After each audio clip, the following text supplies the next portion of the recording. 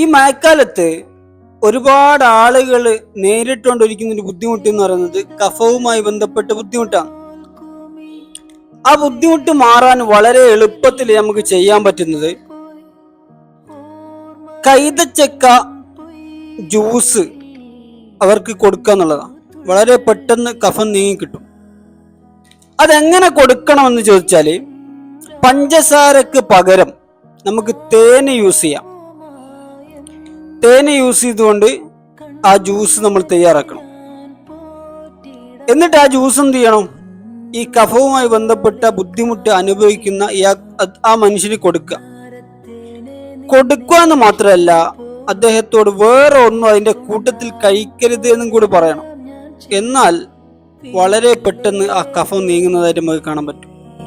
ഇൻഷാ അല്ലാഹ് എല്ലാവരും ഇത് ചെയ്തു നോക്കും.